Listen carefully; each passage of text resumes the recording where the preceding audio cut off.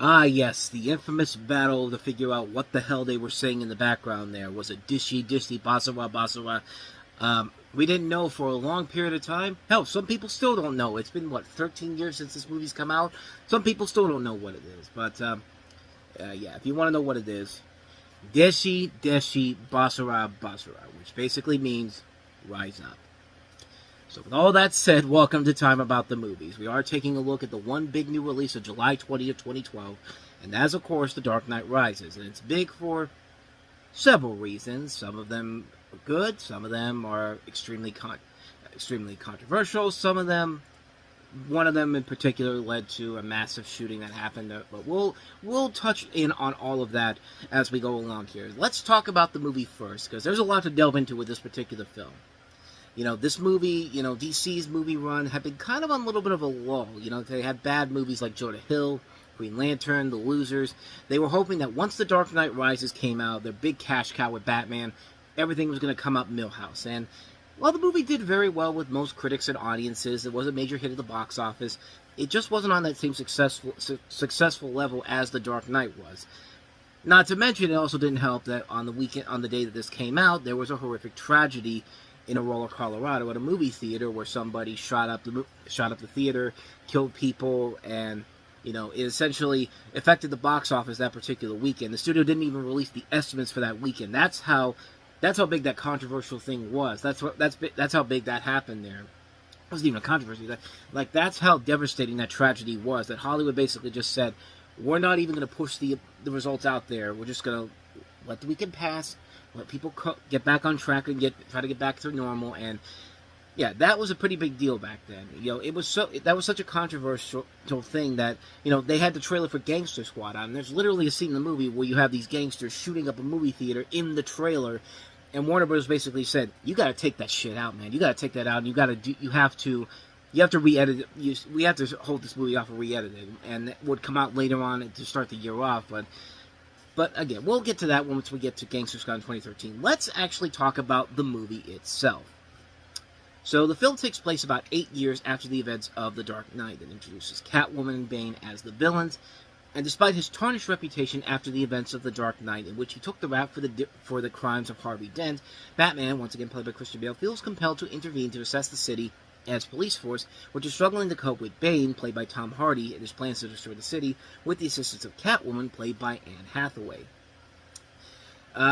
This was a landmark movie for me because it was the first movie where I let all the hype and anticipation when it first came out skip past me, and I could just enjoy the movie for what it was, and also marked the first time I decided I only had one hope for a sequel.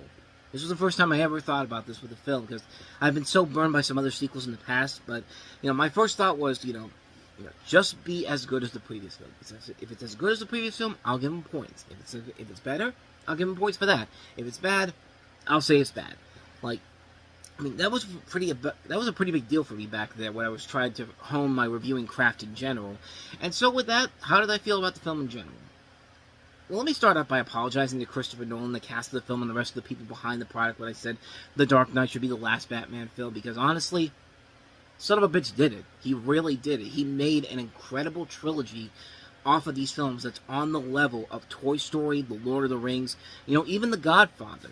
You managed to put together an amazing trilogy that tells a really great story from beginning to end. You tied up all the loose ends and gave us a very satisfying conclusion. I think this is a really good movie. I think it's not quite as good as The Dark Knight, but it's still a really good film overall. Let's get to the problems I have with it, because I do have some problems with the film in general. First off, the pacing, I don't think it's as strong as the previous films are. Batman Begins and The Dark Knight knew when to stop scenes when they needed to and kept the story going. Here, you can tell the pacing starts to have scenes continue long after they should have stopped. The story really doesn't move at the quick enough pace that the other two films did. It kind of reminded me somewhat of the other sequel that Warner Brothers did in the last year, which was Happy Feet 2. I'm not even kidding. You have a community of people trapped by something. In Happy Feet 2, it was the polar ice caps melting, and in here, it's Bane and his crew destroying all the bridges in town, and the rest of both films is just spent trying to get people out of this disaster area or trying to survive. What does that say when you're lifting plot elements from, of all things, Happy Feet 2? That was something that really took me off.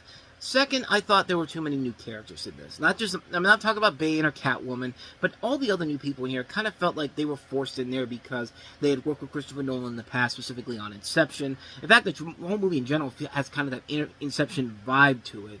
You know, you saw it in the trailer there with the Batman logo and the buildings crumbling down and all that, but I thought I had way too many people in here just for the hell of it. Like, I couldn't tell who was going to die towards the end of it with some of them, and I was also wondering, why didn't they just bring back why'd they bring back Cillian Murphy again? Like, what was the point of him being involved in this movie? Like, in the last film, there was no reason for him to come back whatsoever, but here he's just kind of thrown in there as like a sentencer, and that's about it. Like, he's there for no particular reason except to just be a guy who sentences people to prison or death or something like that, but it's just kind of like, what are we even doing here? There is also a point in the movie where Bane reveals the commissioner's letters that he got about the story about Harvey Dent, and revealing that Batman actually saved Gordon and his family from the evil Dent, who threatened to kill them as revenge for what happened to Rachel in The Dark Knight. A good idea, but it wasn't as well thought out as I thought it could have been. I mean, it should have been more built up of what they gave us. Also, there's a reveal to Marion Cotillard, who she plays in the movie, and all I can think to myself is, we're doing the villain thing again with her. I mean, she wasn't that great of a villain in Inception. I like this actress overall, but man, when she plays a villain, she just isn't it, man. Like, this movie, that's one of the big things that really took me off guard with this movie, and how much I really didn't like it, like parts of it. Like, I hated Cotillard's performance in this, in Inception, because she's not good playing a villain. I mean, she's a great actress, but she can't play villain roles. Like, she just can't, and when they reveal that she's in on the whole thing, my little first thought was, oh, you gotta be kidding me, man. Like, if I could figure that out beforehand, then we clearly got a problem here. And I'm sorry, like I said, I like Marion Cotillard. I think she's a terrific actress. She should not be playing villain roles anymore because, man, this is another one, like in Inception, where she just misses the mark completely. She's not threatening whatsoever, and it felt like they forced her in there because we have to throw in some more twists in there to keep the audience invested. And I'm sorry, that's a failure on their part there. So yeah, those are my complaints about the film, but I do have a lot of good stuff about it. I like the cast overall that they do have. Christian Bale, I thought, gave his best overall performance as Batman in here. They did a good job of giving him a chance to, like, you know, evolve as the character, and what eventually happens leads into sort of a retread of Batman Begins. Like, it's nowhere like what they did with Andrew Garfield recently in The Amazing Spider-Man, where they pretty much took the origin story and redid it. They actually added new twists and turns with it.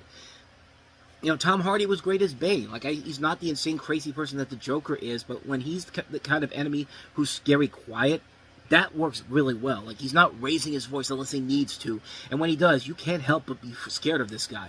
You can easily understand him, too, unlike what other people were saying. Like, there was this whole controversy about whether or not people could understand this guy, and really, you had no trouble hearing of him whatsoever. I mean, I was lucky enough to hear him for the first time when I did the bit as the extra in The Dark Knight Rises, which I'll get into that a little bit later on here. I'll show you that part in just a second, but yeah, I had no problems with him whatsoever. Is that, well, I don't think he was anywhere near the level of Heath Ledger's Joker. He made that character all his own and made Tom Hardy the badass that he really is, because Tom Hardy is a badass actor, no question about it. I thought Anne Hathaway was very good as Catwoman. Like with Tom Hardy, she makes that character Catwoman her own. And, you know, she's got that great mix of being the good guy and the bad guy. And Hathaway, at that point, was really the best Catwoman we had seen up until Zoe Kravitz did it later on in The Batman in 2022.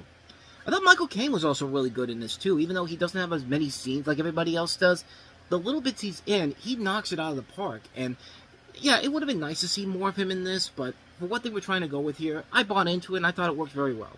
Of course, Gary Oldman's really good in here. You got Joseph Gordon-Levitt doing a good job in this role as the new guy they bring in here. Who basically ends up becoming sort of, they were kind of setting him up to be kind of like the Dick Grayson of the movie in general. But, you know, Morgan Freeman's pretty good in here. Even Liam Neeson's got a good cameo in this as well.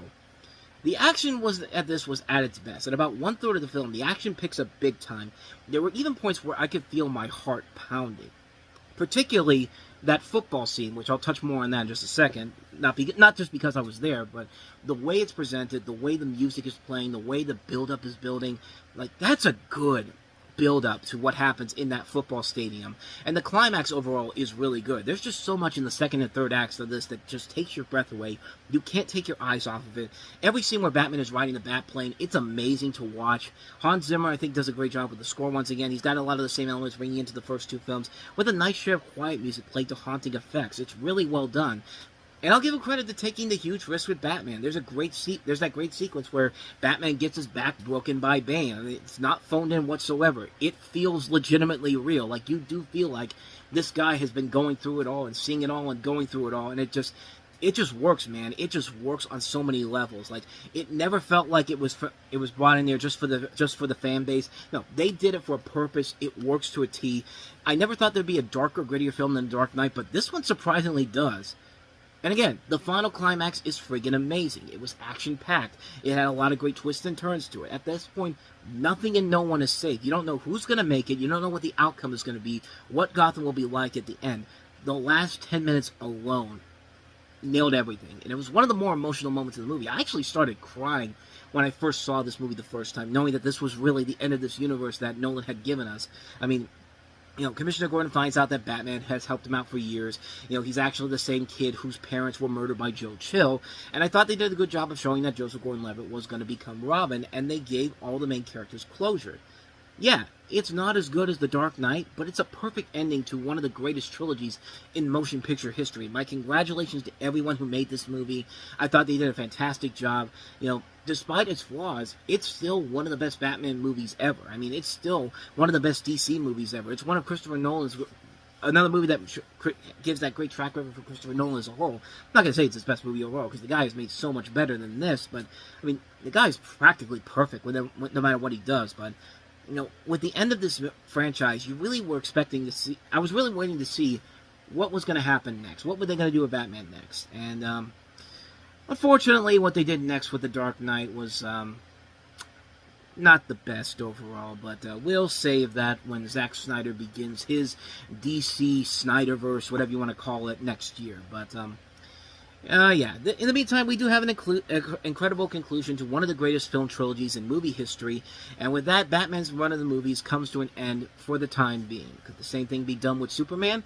As after all, there is a Man of Steel reboot coming out next year. We'll touch on that when we get to 2013. But that's my thoughts on The Dark Knight Rises.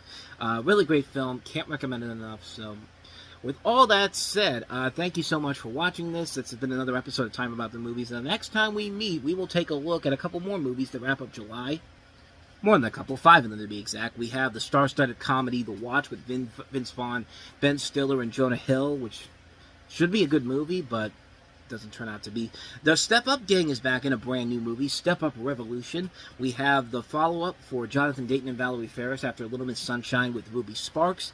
We also have Killer Joe, one of Matthew McConaughey's big redemption movies in 2012, and also Searching for Sugarman, the documentary that won Best Documentary that year.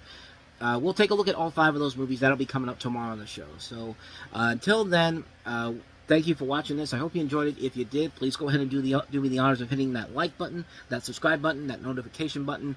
Also, don't forget to check out our playlist, and don't forget to check out the last episode we did. And I will leave you with a Reviewing Network Live snippet from one of the episodes I did, talking about my experience as an extra on The Dark Knight Rises. So, let's take a look at that, and I'll see you guys next time. Until then, whether it's in the past, the present, or the future, I will see you at the movies. Take care.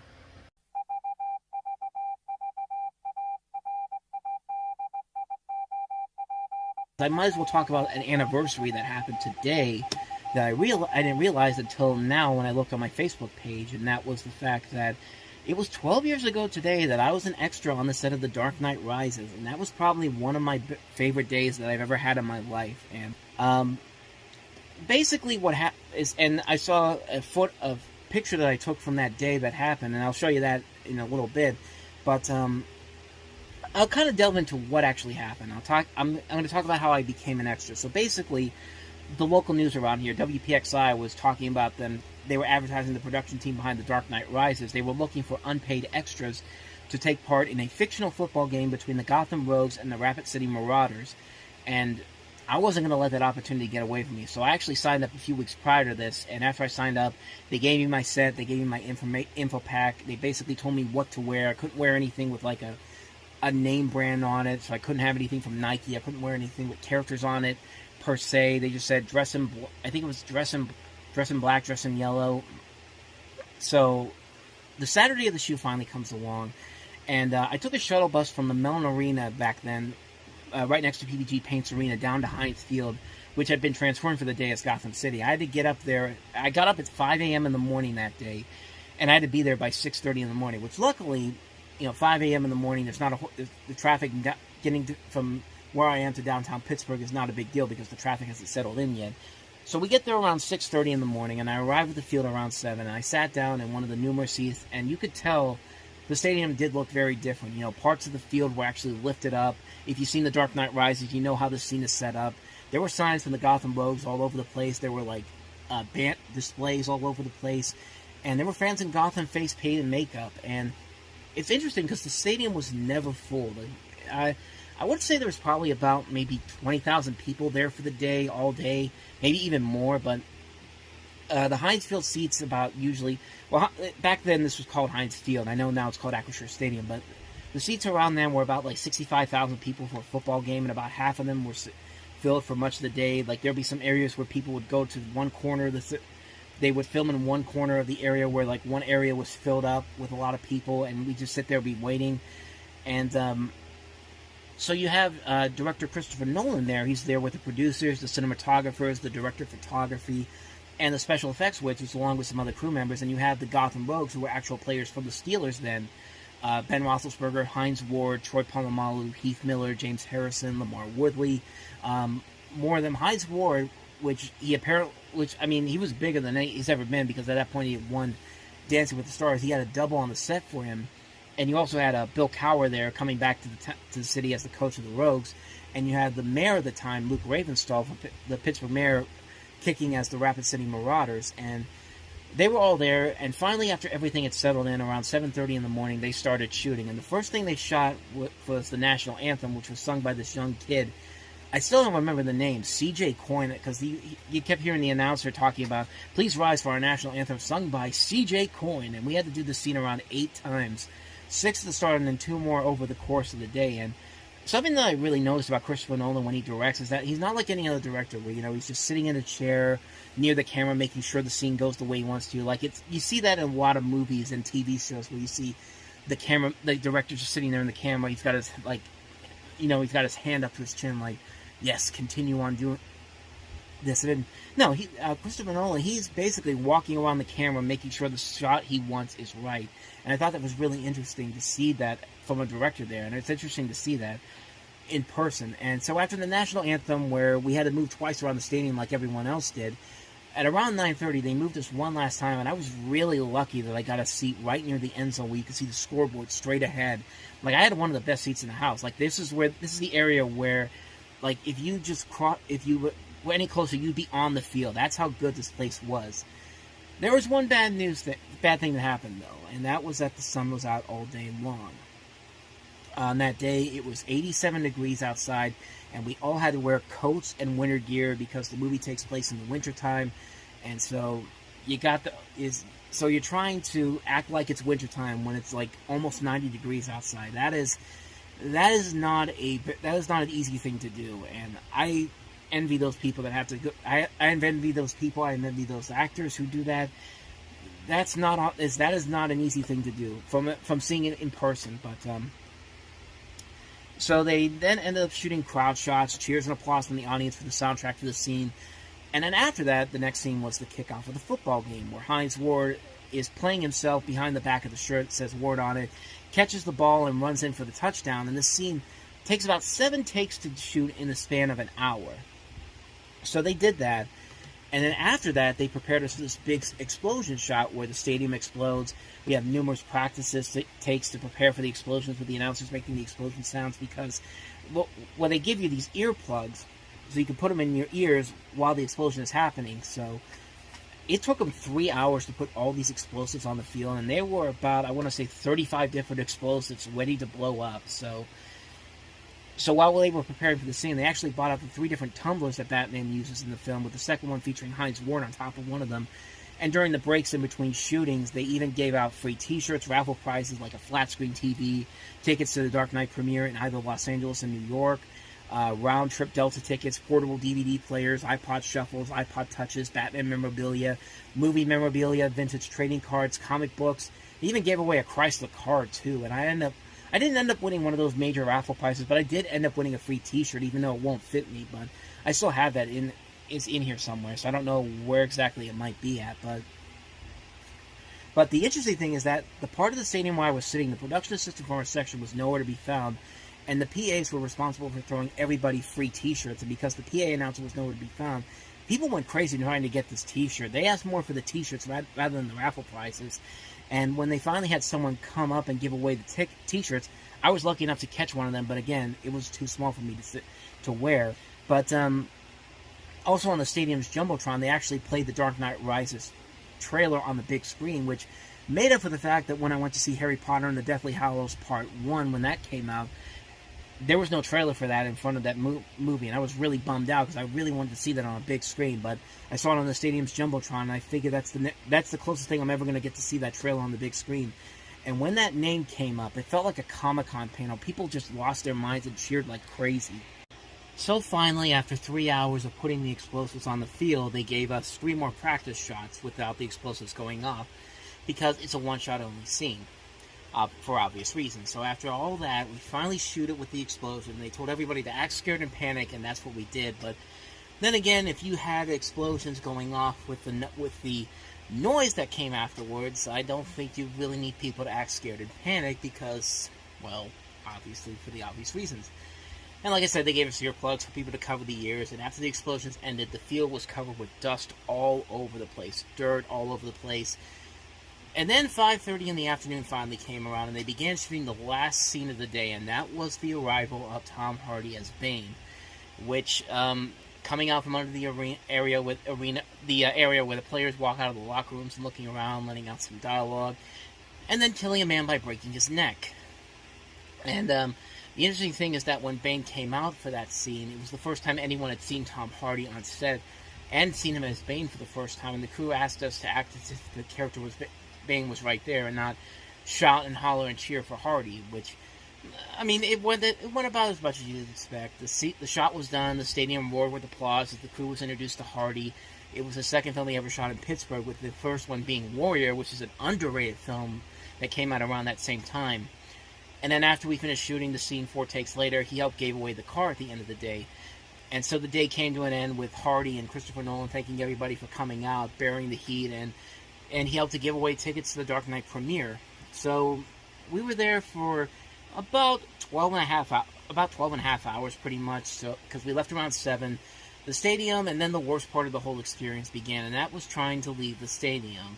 And I walked down the walkway to leave the stadium, and all you could see is the back of people's heads trying to get out of there. There was like only 3 different lines, and the largest and longest one to get out of was to get back to the Civic Arena, the Mellon Arena. But there were so many people there, not to mention the fact that it was still humid out. Keep in mind, this is still August, so the sun was still out, and a couple people actually passed out because of the humidity and the heat. So I waited in line for 45 minutes. I was literally standing in a line waiting to get on the shuttle bus for 45 minutes, and it was ridiculous. They needed more assistants to help control the lines better. There were only 3 assistants out there to guide everyone to the 3 buses going to the 3 different places. So you sit there for 45 minutes. You're still in this winter getup because you have to keep pretending that it's still winter time, even though you could take the clothes off, those clothes off, but it's still hot out, and the heat and the humidity, it just takes a lot out of you. It took a lot out of me. So finally, around 8:30, I finally make it back to the Civic Arena, and then I make it back to home. Got home around 10:30, and I was so tired after I got my shower. I basically went to bed at 11 o'clock and slept for almost 12 hours that next day. I mean, I'm a person that usually likes to stay up until about 2:30, 3 o'clock in the morning, but I was just so pooped, and I was just like, I can't take it anymore. I gotta go to bed. And so after all that, I woke up the next morning feeling a lot better, and besides the pain-in-the-ass way to get out of the stadium, it was still one of the best days I ever had. It's a great time experiencing watching them make this movie of what I was hoping was going to be a great movie, which was a good movie. It wasn't the great film that The Dark Knight was. The Dark Knight is still the pinnacle of the Batman Nolan trilogy, but it was still a good film regardless, and I'm very happy to tell people that I was an extra in the film, even though you can't see me in the movie. But it's one of those moments that whenever I see that scene on TV, I just have to go back and reminisce about that day, and it was worth it. Like, would I do it again? I mean, it would depend on what the movie is and when they shoot it because of my work schedule and all that. I don't know if I could do what I had to do there, sitting out in the heat for an entire day in 87-degree weather, and my face was like totally sunburned after that, and it was pretty rough on my body, but it's one of those days I'll never forget. That's one of my favorite days of my entire life, was being on the set of that movie, and that happened 12 years ago today.